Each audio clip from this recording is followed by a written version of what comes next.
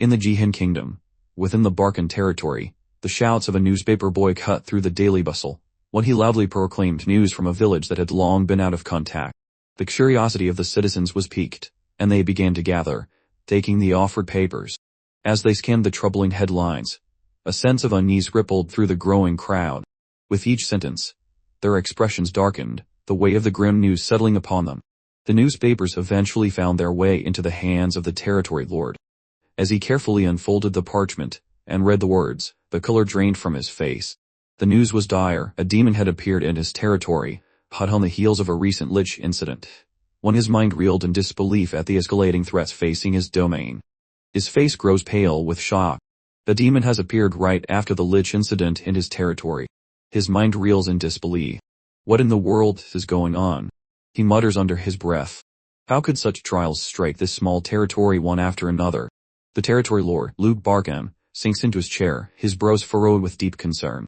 He thinks about the meaning behind the news. This isn't just some ordinary monster. A named demon has appeared in the Barkan estate. A named demon, one that is even recorded in historical texts, has made its appearance in the Barkan territory. Lord Luke Barkan knows that such a being carries weight beyond imagination. The mere mention of its existence could spark terror across the kingdom.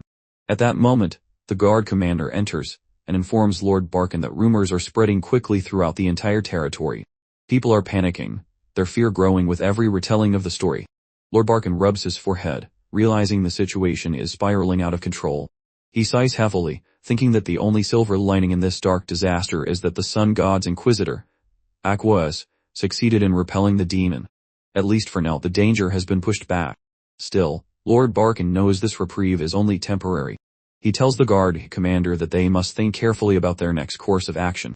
Every decision from here on will decide the fate of the Barkan territory. The scene then shifts to a different location within the Barkan territory. Gil, in his usual stiff and composed tone, comments that the entire territory seems quite shaken by recent events. Nearby, the sun god's inquisitor, Aquas, is lying down, still recovering. She speaks softly but firmly, telling Keel that this is no small matter. After all, a named demon had truly appeared, and the territory must be facing a severe headache dealing with the aftermath. Aqua slowly begins to rise from the bed. Seeing this, Keel asks if she is leaving already. Shouldn't she rest a little longer before setting out again? Aqua shakes her head and replies that she cannot afford any delays. She must inform the Holy Land of these events as soon as possible. Keel nods, saying that if that is the case, he will not stop her. Aqua then sincerely thanks Keel from the bottom of her heart. She admits that without his timely help, she would have become nothing more than the demon's plaything. Hadel waves off her gratitude, saying that thanks aren't necessary. His words surprise Aquas, but he continues casually, telling her that he was simply saving a friend. Then he asks her directly, "We are friends now, right?" Aquas's eyes widen at his words. Shock runs through her mind as she thinks, a barbarian and a servant of the divine becoming friends. Is this even possible? She voices her doubt, reminding Kettle that she is the sun god's inquisitor. Even so, does he still truly wish to call her a friend? Hittel looks at her calmly and asks if there is any reason why he shouldn't.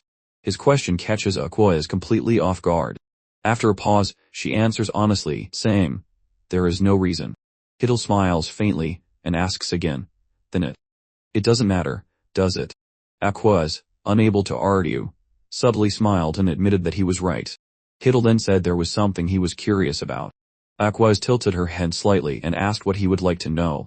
Hittel asked if it is true that one should never tell a demon their real name. Aquas nodded, and explained the reason. It is because of the brand. Demons use a person's name to carve a dark brand into the human soul. Through that brand, they attract evil entities. Those who are marked with such a brand become no different from prey, reeking of spices to the forces of darkness. Traditionally, those who were marked had to undergo baptism to be saved, or else they would be hunted down and killed by evil forces sooner or later. Hittel, almost like an airhead, asked if he had been branded too. Aquas shook her head and told him that was not the case. He was not branded. However, his name has likely been revealed to the beings of hell. Still, she assured him that without a brand, there is no way for them to track his location. They may have identified their target, but they lack the means to trace him directly. Unless he meets them face to face, there should be no problem. After hearing this, Gadel said it was still fascinating. He recalled how he could not kill the demon with physical force alone. Aquas replied that this is simply the nature of demons. She explained that a long time ago, the great gods created humans. In those ancient days, humans were foolish and dull, living only by instinct and lacking wisdom. The gods, however, chose not to interfere directly in the human world. But the beings from beyond, those who would later be called demons, took an interest in humans. They crossed over dimensions and began to slaughter humans mercilessly. Eventually, the gods, unable to bear it any longer, descended to the human world. Witnessing such cruelty, the gods descended into the human world. They stood beside humans, labeling the other beings as demons and driving them away.